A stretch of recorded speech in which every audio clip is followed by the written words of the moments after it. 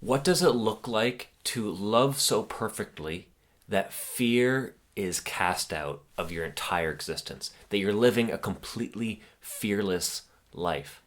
When I was reading 1 John chapter 4 a few months ago, this really struck me. I was lecturing in a class and we were having a discussion around what does it actually mean to love as opposed to fear. And we had some good discussions, and what I learned was people who live without fear aren't reckless, they're not crazy. People who truly have no fear actually have perfect love. What do I mean by that? I don't mean these types of people who do daredevil type things like scale up massive peaks, or who go hang out with wild animals, or maybe put themselves in harm's way in battlefield scenarios. There's people who do that all the time and they don't love perfectly. But what I'm talking about is the kind of fearlessness where you no longer care about what other people want for you.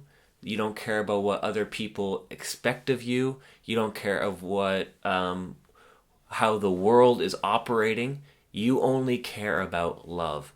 And what I mean by that is you only care about God's will, God's way, and God's love in the world as opposed to anybody else's agenda. You're completely and wholly sold out to one person's agenda, and that's Jesus's. And I think this is what 1 John chapter 4 is talking about, where John says that God is love, and then he goes on to say how perfect love casts out fear.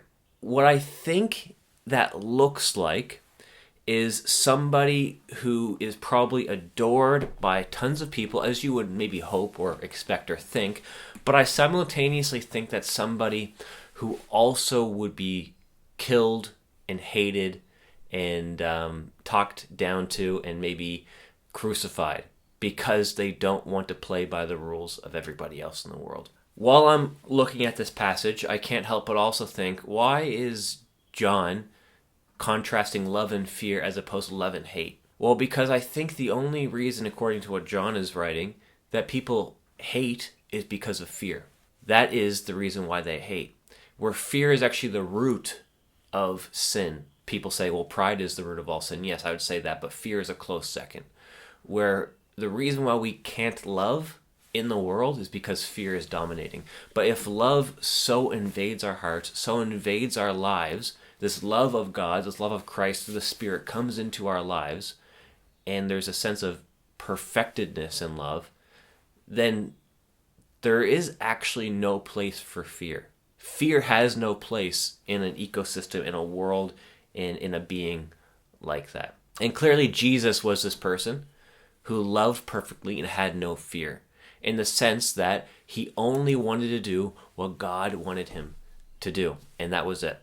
That's the only thing he wanted. But it still begs the question, though. John wasn't writing to Jesus. He was writing to Christians in the first century. What does it look like for you to love so perfectly that fear is cast out, that fear is an afterthought because of love, because love is in your life, because God, his will, his rule, his reign, his way, his kingdom is so in your life that fear has no place? I think a lot of us, we get hung up on the living without fear bit, and I'm hung up on that a little bit if I'm being completely honest. That living without fear sounds amazing, and because of that we focus on the fear bit, and we focus on, well, how do I live a fearless existence today? I don't think that's what the author wants you to do. I think what the author wants you to do is he wants you to focus on love. Namely, he wants you to focus on God.